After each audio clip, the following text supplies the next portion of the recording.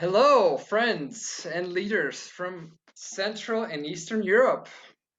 My name is Toshe Temelkov, and I'm from Macedonia, believe it or not. Even though some people will say, hey, you sound American, man. Well, that's because my wife is American, and you can blame her. She twisted my words and made me sound like American. Well, I lead Leader Impact here in Macedonia, in Skopje, and we have some things that we want to talk about before we start. So in the chat window, we would like to hear from you. And of course, because this is a Let's Talk webinar, we want to have a lot of interaction with you. A lot of the webinars that I've attended, you just sit and you don't even have to turn on your video. You just put it on your phone and you listen in the background and maybe eat dinner. This is not one of those. We would like you to engage. And so soon we will also have a poll that I would like for you to answer our question that we ask you. So that's another way that we would like to see you engage. And also, the best way to engage is at the end of this webinar. So even though we will have, the first thing that we will do, we will have our speaker present this whole topic of the purpose of business. So Dr. Tong will speak on the purpose of business, but afterwards, you all received an email from the leaders of the countries that you're from, and you will join a special group from your country. It might be several groups. It depends on the people that will be involved. So there you will experience what Leader Impact actually does. We're all about small groups, coaching one another, and growing, helping each other grow professionally, personally, and spiritually. We really believe that we will touch on the professional topic the most during this webinar. But when you join a small group, you will experience a lot more of what Leader Impact is all about. So, some more technical questions. We would like for you to click on the right upper corner and click on Speaker View, and rather than Gallery View. So, if you're on a computer, that will be very easy for you to do. And then, if you don't understand English, if you would like to choose translation, you will go down on the right side, so not the reactions button, but the interpretation button where the globe is, and you will click Czech language is German. So if you want to listen to Czech, you will have to click on the German option. If you want to listen to Ukrainian, you have to select Russian. And if you want to listen to Albanian, you will have to click Spanish. This is because these are the only options that Zoom is letting us have. So our time will be broken in just two parts, the presenter and then Q&A. And like I said, the third part is separate, which is the small coaching groups. So everyone from your countries, thank you. We would like to ask everyone to mute when they join. Thank you. And before I introduce the speaker, Tatiana, is it okay if I ask you to mute? Тетяна, будь ласка, вимкніть мікрофон. Tatiana Katalevskaya. Тетяна Каталевська. Спасибо. Thank you. Okay, before I introduce our speaker, we will have a Отже, poll. перед тим, як представити нашого доповідача, у нас буде... Okay, and Rich, will you please initiate the poll before I introduce our speaker? And I think the interpretations are getting mixed with our sound, so that's what's happening. So our question for today is, why do some businesses grow faster than others? Choose the one or more than one that you think is the most important.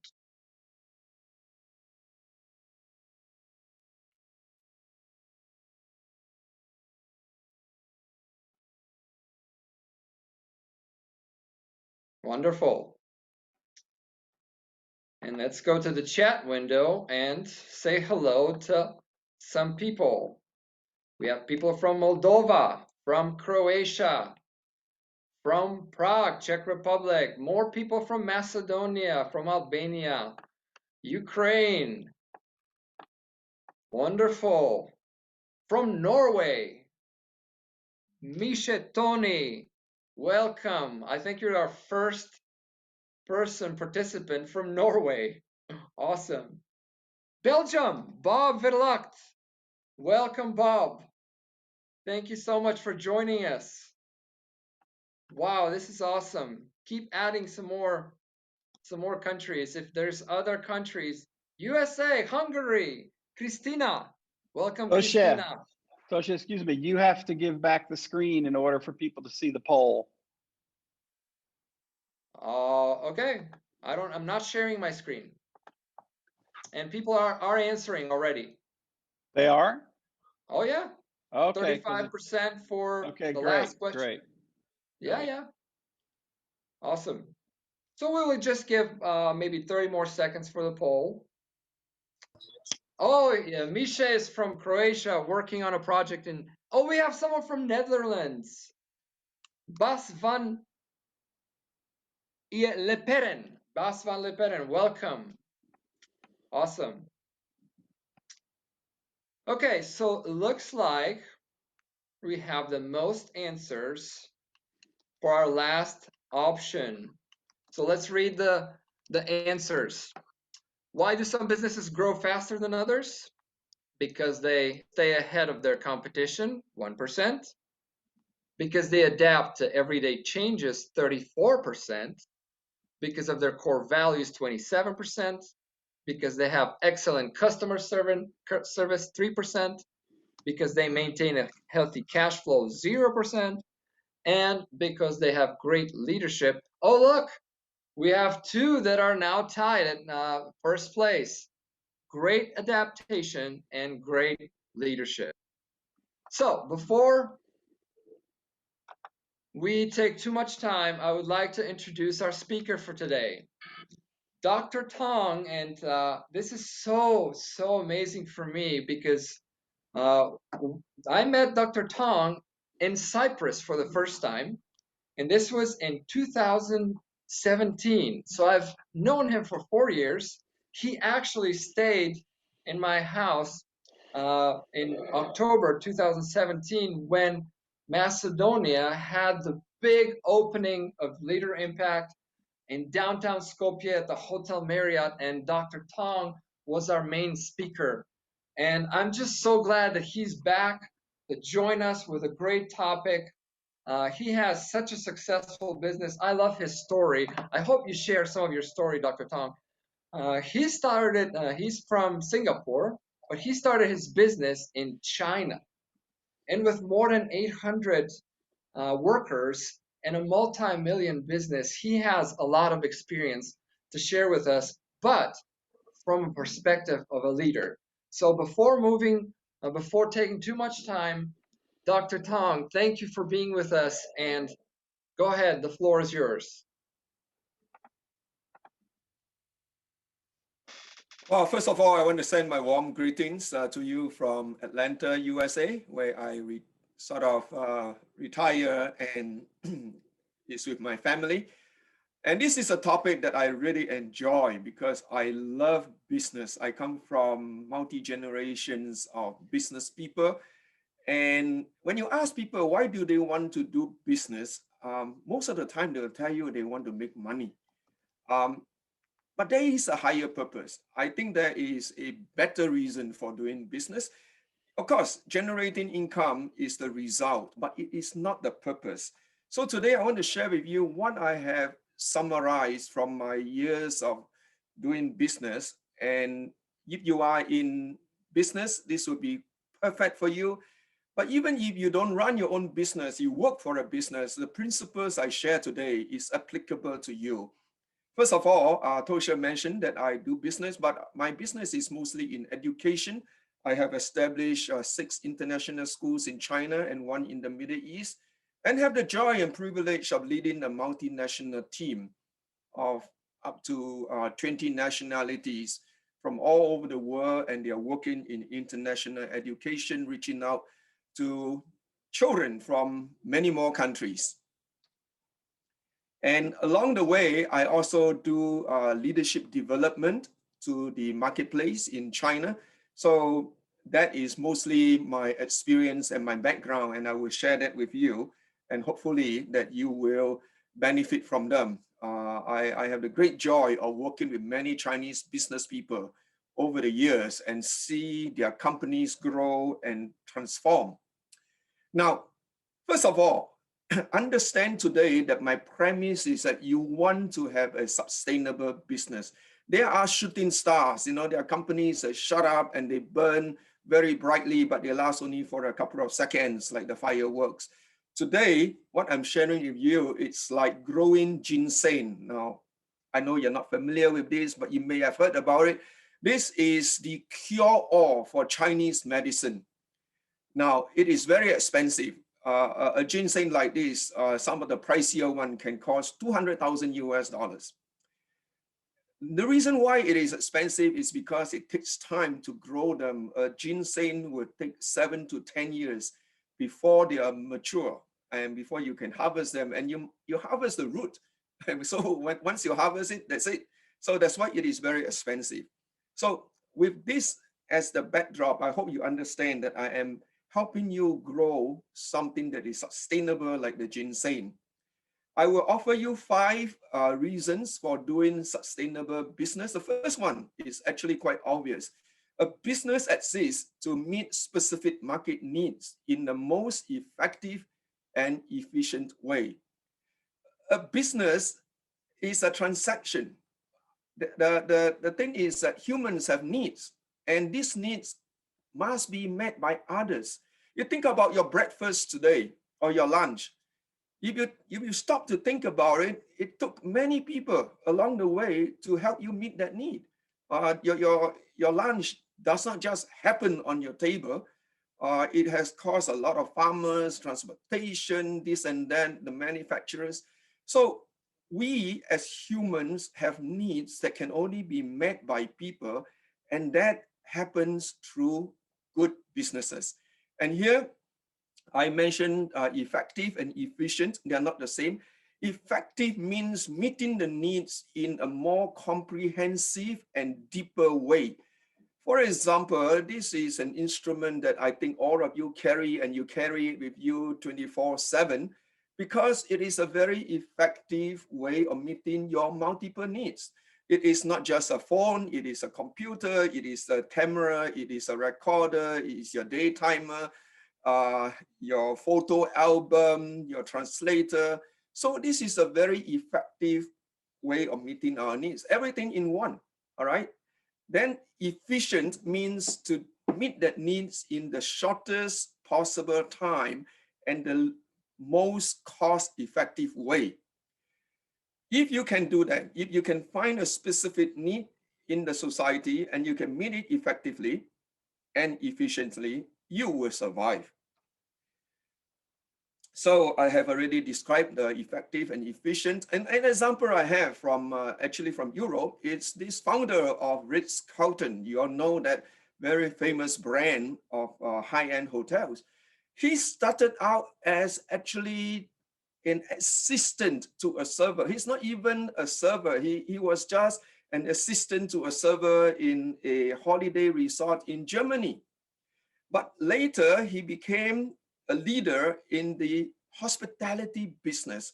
And the reason is this: he was in the front line. He understands the needs of the customers. So that's how you become successful, all right? Some of the reasons given, one of the reasons is that you must be able to understand the needs. And you mentioned the changes, and those are the changing needs of your customers.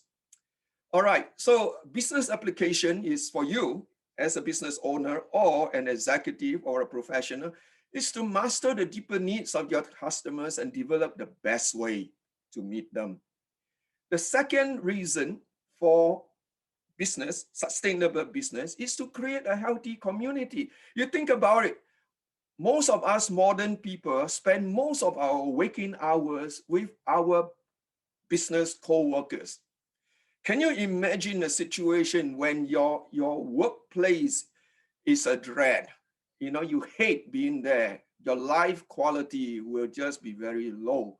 So as a business owner, I strive to create a healthy community, because when my staff enjoy being together, that business will become competitive. An example is a good friend of mine. He's the owner of the largest real estate organization in China, in Singapore, about $20+ billion. And as a real estate developer, they have won the most prestigious global awards for real estate development 10 times in a row. No other company has ever done that, but this company has.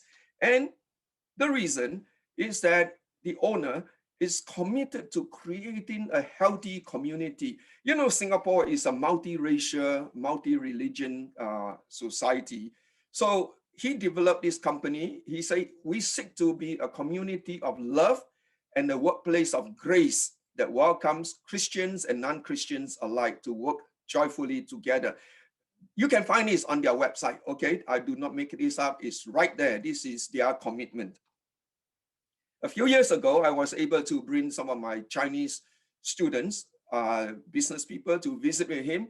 And he was very generous as usual. He gave us half a day and shared their core values and all that. You remember that just now in their statement, they want to create a community of grace. And the key takeaway for me that day was that he mentioned that grace is not free. Grace comes with a price, and it is a commitment. You know, grace doesn't happen just out of thin air. Somebody paid the price. That's why we can enjoy grace.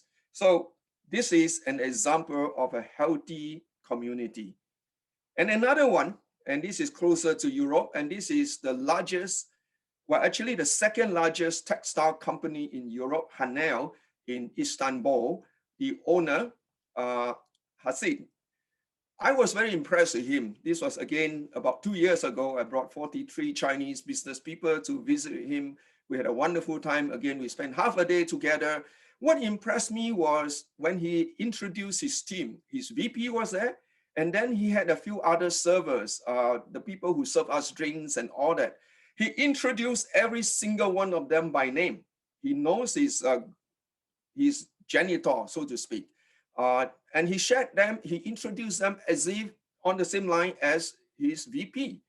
Now, I just want to mention this. He's an Armenian, and the servers I'm talking about are Turks, Muslims. And if you know the history, you know that there is a history of struggle between the people groups there. But what impressed me is this is a company that honors and respects everyone, no matter what their race, their religion, or their position in the company. This is what I mean by a healthy company. All right, so business application is actively work at having a joyous, healthy work culture. And the third purpose for a good business is to empower every employee to be who he or she is. You see, when everyone is in his element or her element, you will find that they will do much more for the company as a whole than if they have to strive. So when I select my employees, I have 5 C's. Of course, I look at their character. This is who he is. I look at their calling. Now, this is a term that may not be familiar to some of you, but it's actually quite common in the business arena. See, a person can look at his work as a chore. All right, he goes to work because he wants to make money, but then he wants to make money so he can do something else. All right, he's waiting for Friday. He's waiting for 5 or 6 o'clock to come around because work is a chore that he must do to make money. The second perspective on work, it's a career. Now, these are your engineers, your lawyers, your architects. They are committed to this particular area of work for the whole life. All right, so there is more commitment there. But even greater than that, a deeper one is that of calling. This is when someone has this calling inside of him, this passion, this interest, that he is willing to do this no matter what. Even if he's not paid, he will do it. Now you notice that I have 3 pictures here. For a chore, there's a story about this man. He walked alongside and he came along a construction site. He saw a mason, doing his work. So he asked the fellow, "What are you doing?" Oh, he said, "I'm just, stacking up the bricks."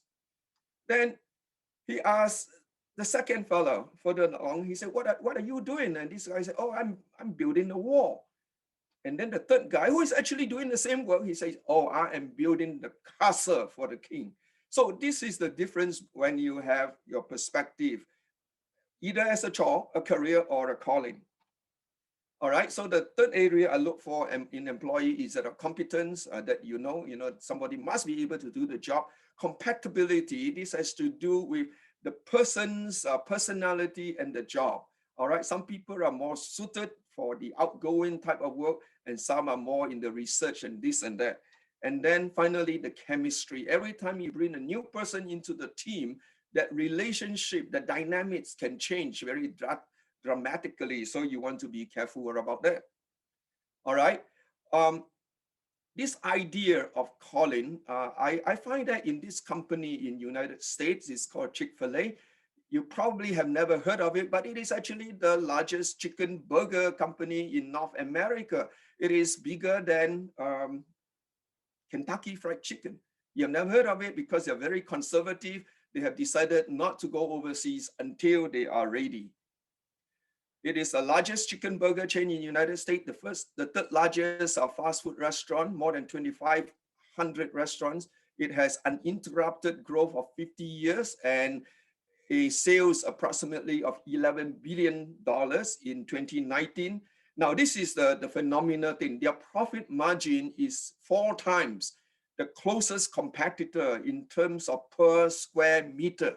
So if you use their floor space and compare that to their closest rival, they are 4 times more profitable. And listen to this, they are closed on Sundays. And the reason why they're closed on Sunday is because the owner says that I want my people to worship. So how can I make them work? If I want them to go to worship, so he closed on Sunday. And despite of that, and you will know that if you're in the food business, Sunday is your number 1 day, yet they are 4 times more profitable. And this is your mission statement. Their mission statement, and this is right in their headquarters. By the way, they do not call it the headquarters, they call it their support center. To glorify God by being a faithful steward of all that is entrusted to us, to have a positive influence on all who come in contact with Chick-fil-A. And they have these values they pass on to their employees. They have the serve principle. If there is another opportunity, I can share that with you. They also have the second mile. The whole idea is you always exceed your customer's expectation. If they ask you to go with 1 mile, you go the second mile with him. I want to share one example of the power of this company. Again, I like to bring business people to visit with them to learn. So a few years ago, I arranged to visit with a VP, a very good friend of mine. And lo and behold, 2 days before we were to visit, my friend told me, say, "Sorry, CK, I have an emergency meeting in another city. I cannot host you, but I have arranged someone to host you. So don't worry, just show up." I showed up and I was disappointed because the guy who received us was a 2-year-old IT employee. And that day we're going to talk about their values and the mission and vision. And I was saying, oh no. But you know what? To my huge surprise, and even a better lesson was this young fellow with Chick-fil-A only for 2 years and in the IT department talked and presented Chick-fil-A as if he is the owner's son.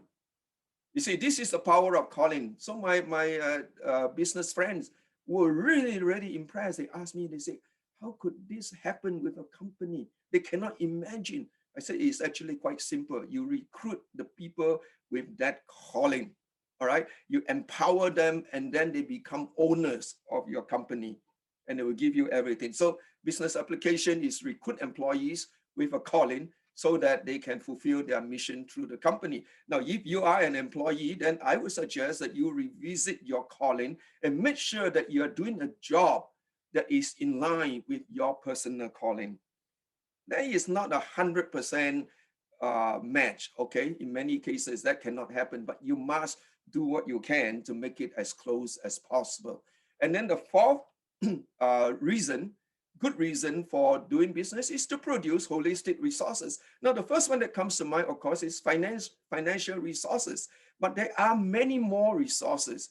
Now, I am a gardener, and nature shows us that when a plant is healthy, it will bear much fruit. So a business will be sustainable when it is healthy. All right, my peach trees, last year, my blueberries, I only have a few of them, and they bore me 20 kilos of blueberries. I do not know whether you can imagine 20 kilos of blueberries. I still have many of them frozen in my freezer, and the same that for my grapes and all that. So when we do a healthy business, we will produce holistic fruits. The first one is finance, obviously, but talents, all right? Some companies do not value employees. I was doing a consulting for a company, and I noticed he kept firing his staff, particularly his personal assistant. You know, every few months he changed someone. I said, why do you do that? He says, oh, well, you know, it's so cheap to hire someone. I said, no, it costs you time, right? You have to train this person and this and that. So one of the things that we produce in our company are the human resource. And the more we can retain them, the more they can contribute. Now, of course, a healthy turnover is about 5%. You want new blood, all right? You want new ideas. But anything more than 15% turnover is not healthy. And then, of course, knowledge and wisdom. There's a difference between knowledge and wisdom. Knowledge is what you have, or the data, or the facts. But wisdom, it's the application of those knowledge. It takes someone with experience, all right? We make many mistakes, and we learn, and therefore we gain wisdom. And then network. This is the idea that you can have a global network. And this is a wonderful thing that you are doing here, that you are connected, all right? Do not underestimate this. Why did Facebook spend $19 billion to buy WhatsApp? You know, it works out to be about $9 US per user, because WhatsApp has about 2 billion users, and Facebook spent $19 billion. They bought it because of the network. You know, what is WhatsApp? It's the users, the network that Facebook can purchase. And through them, of course, the users' data and information, so they can sell the advertisement, and companies can directly sell to these 2 billion people. That's why Facebook is willing to spend $19 billion on it. So in the same way, a sustainable business must carefully develop and cultivate their network globally. And of course, materials, I don't have to talk about that. These are the resources that can be gained. Now, an example of that is this company. It's a small company of about 400 employees in Chicago called Chemcraft. They are an innovator in the automotive parts. These are high quality, precision parts that go into your cars. This company is very innovative because every month it requires every single employee to submit a suggestion. Everyone is required to do that. Now, of course, not everyone can do that every month, so their average rate of return is about 80%. But you think about it, 400 employees, 80%, that is still a very good return rate. And now some of the suggestions are as simple as, oh, this trash bin shouldn't be put here, it should be put there, it will be better. All right, there's some very just, you know, vanilla, low-level suggestions. But then there are some that are very innovative, that have gained patents around the world. So again, my Chinese business friend asked the owner, what incentives do you give to the employees? And the answer was surprising. He says, no, they don't get anything because we require them to think innovation. This is part of their job. If I pay them, he says, then if they don't have an idea, they feel okay. But their incentive comes in their salary. Their incentives come at the end, the year ends bonus. So this is what I mean by resources, all right? So this company generates very good profit, but more importantly, it has innovative ideas. And it goes to your poll, you know, being able to change along with the changes, and that is innovation. So plan to produce all kinds of resources. And then finally, the fifth reason why I want to be in business is I want to be generous and socially responsible. All right. A business is a member of society. As a member of society, we want to contribute positively, creatively, constructively, and therefore we have to be generous. In this area of social responsibility, I would prefer this concept of social equity. That is to provide equitable opportunities for everyone, especially those who need help. I am not talking about some situation where, aids are provided like in Africa, and then those societies become dependent on us. I like the concept that is provided for in the Old Testament in the Bible. It says, when you reap the harvest of your land, do not reap to the very edges of your field or gather the gleanings of your harvest. Leave them for the poor and for the foreigners residing among you. I am the Lord your God. This is a wonderful principle.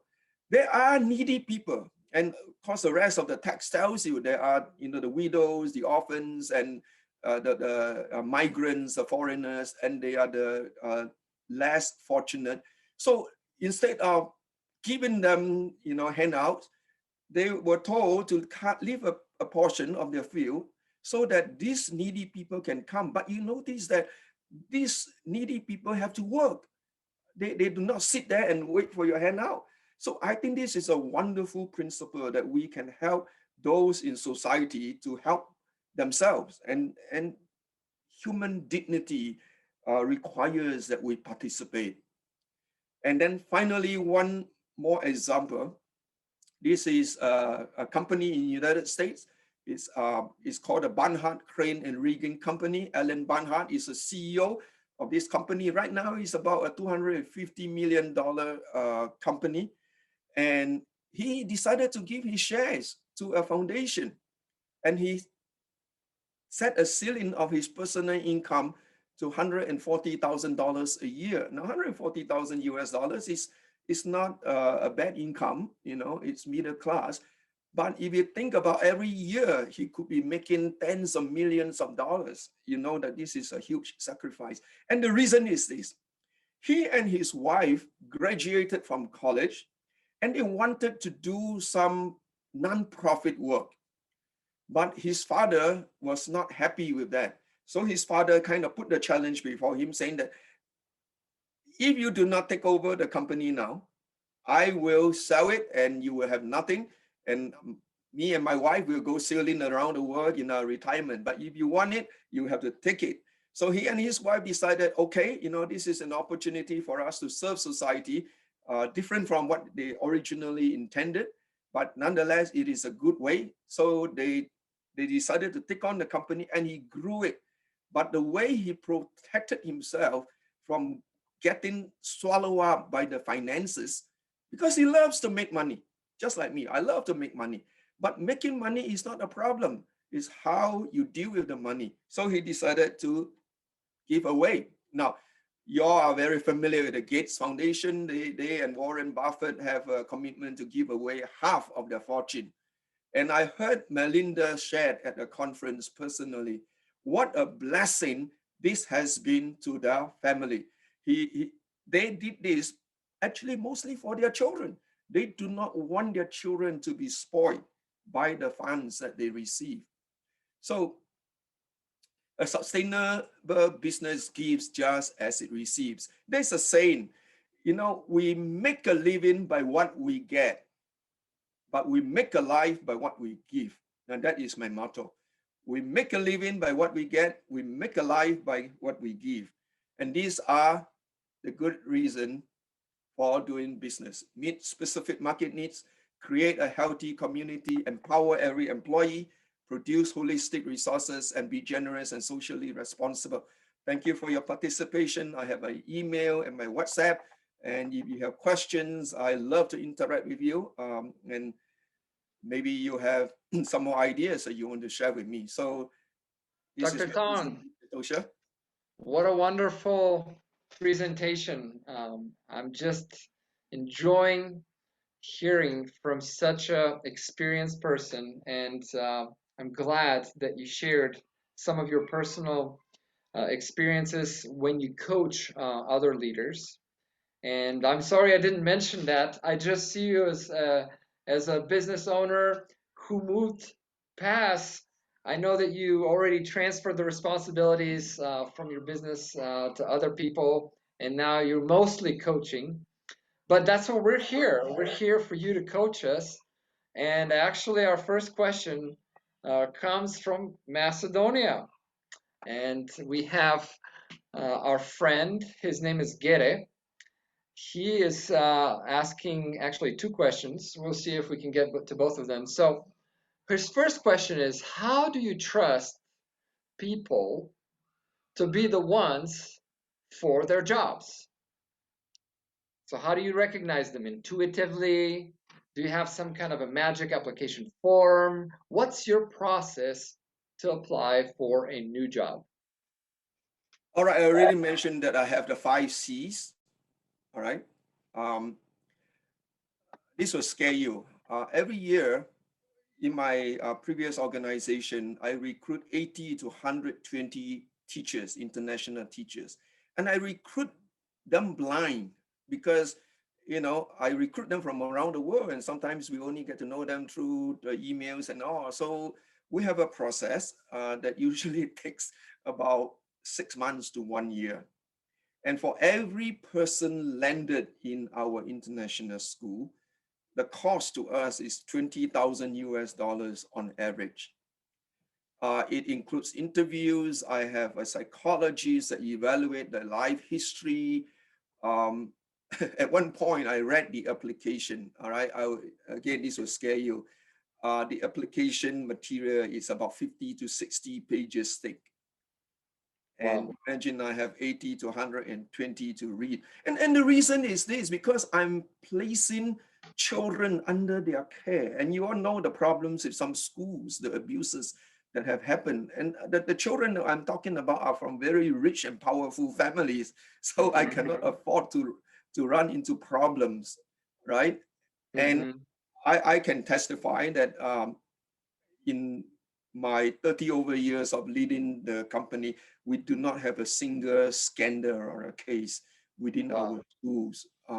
We have one case where a senior student molested a younger student, but in their own apartment outside the school.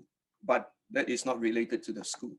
So it's a process, all right? But I will share with you that if you have those 5 criteria to start with: character, calling, competence, compatibility, and chemistry, that will be a good start.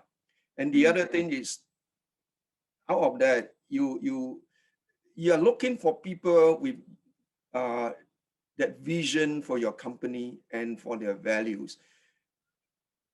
When you interview that person, wait for them to ask questions.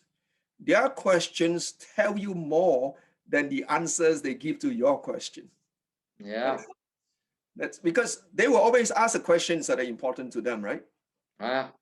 If you ask them what is important to you, they will always try to tell you what you like to hear. But when you ask them what questions do you have, their guards are down, and then they reveal to you what is important to them. Yeah, I would like to know when can I have a raise?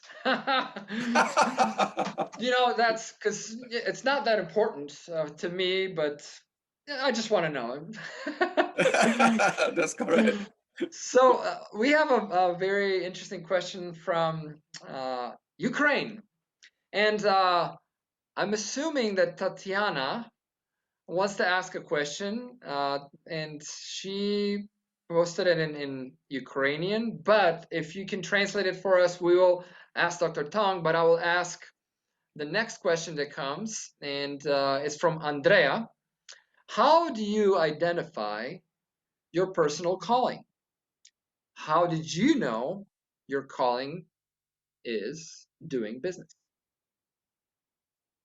Now, every person's journey is different, but there are a few questions that a few things you can do. All right, I would suggest you ask and answer 4 questions.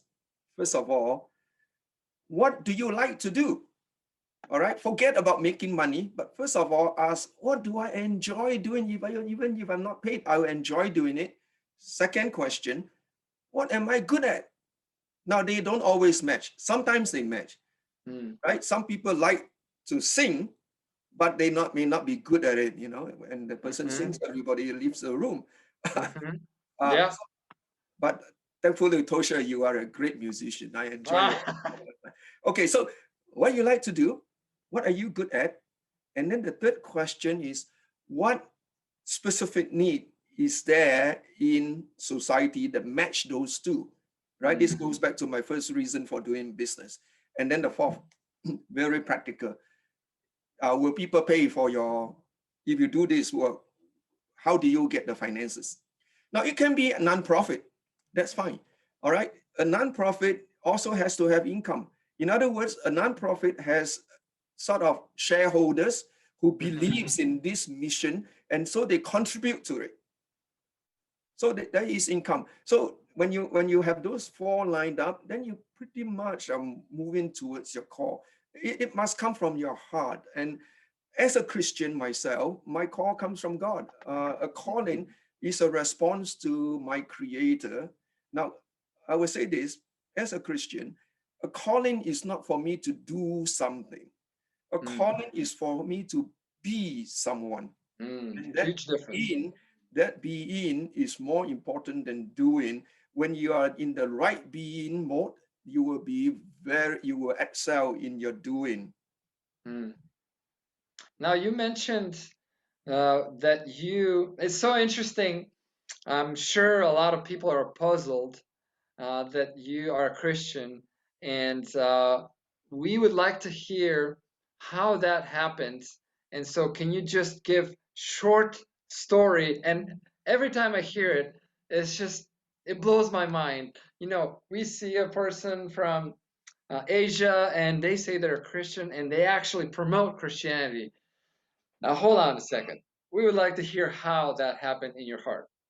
Well, I come from a traditional Chinese family. My parents, grandparents, generations before, they worship idols, Confucianism, Buddhism, all that. So when I was 4 years old, I was the youngest. I have 4 brothers and 5 sisters. And because I was the youngest boy, my parents would like to take me to the temple, and they would ask me to put my hand into the pocket of the prosperity god so I could draw some numbers so that they can go gamble, lottery. Wow. I told you that I come from a business family. So even at the age of 4 years old, I was thinking, these gods are so stupid. You give them a little bit of offerings, oranges and sweets, and then they have to give you thousands of dollars back. That transaction is not good. So in my small mind, I said, yeah, there's no God. All right. And of course, the idols are all very dark and ugly, and I hated to do that. So I was an atheist until I was 19. And then in Singapore at 18 years old, I have to serve in the military. And when I was in the military, I lost sort of my direction. It was very tough, and I was a very proud person. And then I saw a lot of things that I didn't like. But then out of that, there were some, especially the guy who slept next to me. He showed a lot of grace, a lot of peace. And long story short, I realized, oh, those guys are Christian. Now, before that, I thought, Christianity is fake and cannot be believed in. So one night when I was doing guard duty, somebody left a book on basic Christianity by John R. Stott. And that opened my eyes. I thought, Jesus was a myth, but then the book presented him as a historical person.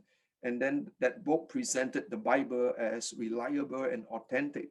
All that I didn't know. Long story short, I spent one whole month to read the New Testament. And then on December 30th, 1974, I knelt in my barracks. I accepted Jesus as my Lord. And I have been walking with him since then. It is a journey. It is a relationship. All right. It's not a religion. So I enjoy this relationship, and therefore I'm willing to share that with everybody I meet. It's amazing. You know, you said it very well. For us, it is not what we do or what we're supposed to do. That doesn't define us. That what we are, who we are, is what defines us.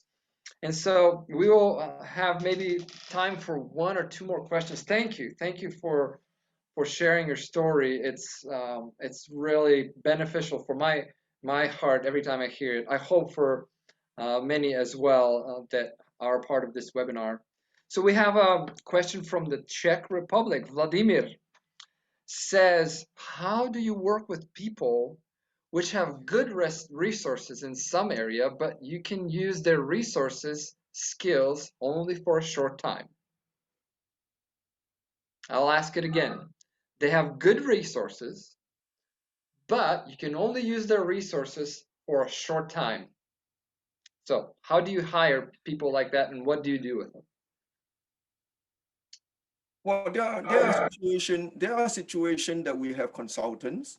So I do not know your specific situation and what do you mean by short time, but I had consultants who are experts in certain areas. Like, for example, at one point, I have to set up our HR system. I engaged someone and he came for a few months and he got me set up, and along the way trained my HR director to implement the Hays system. And then I have that for IT. So it is okay to have people work with you for a short time if you have a specific need. But if you're talking about not being able to hold long-term relationships, then I would need to know a little bit more. I always want people to work with me for a long period of time. Because our best synergy only comes when we are in sync with one another, and it takes time. Usually I will say I will get the best from someone after I have worked with the person for 3 to 5 years, and not shorter than that. Yeah. We have a very short, interesting question from Cleona. You can say just yes or no. Do you suggest to invest in crypto in 2021? Short answer, no. Thank you very much. And now we go back to our Macedonian friend who asked two questions. So his second question was, what do you think is the most important thing in selling the product that is a service, healing, therapy, coaching, and these are unusual to sell? All right. Actually, this is true of all selling. The professionals usually, when they sell their features. They do not know how to sell the benefits. What do I mean by that is, if you sell the phone and you start to describe all the technical data, the features, you can take a picture at how many million pixels, that's called selling features. And if you are a therapist, you can say, I can massage you this and that. That's called selling features. What you need to do is to translate that to benefits. You can say, hey, now you feel this pain after my massage. I guarantee you'll be able to dance again. All right. So simply put, learn to sell benefits. In other words, the services you provide will give this person certain good results. And what is that? Like IT, for example, I got another company I can share with you, and he says, you know, Chinese companies don't like to pay for intangibles, so they have a hard time selling their software to the companies. And I found out that he was just sharing, you know, what the software can do. I said, no, you have to help your customers see, like for example, the accounting system. They said, wow, you know, 1 million renminbi is too expensive to spend on this software. Then I said, you help him see that this new software can reduce his accounting staff by maybe 25%, you know, and then that 25% equals to how many renminbi per year. And so in about 2-3 years, they break even. So that's how Wonderful. Wonderful. I don't think we can use you enough, and I don't think this time that we have for our webinar is even close to being enough.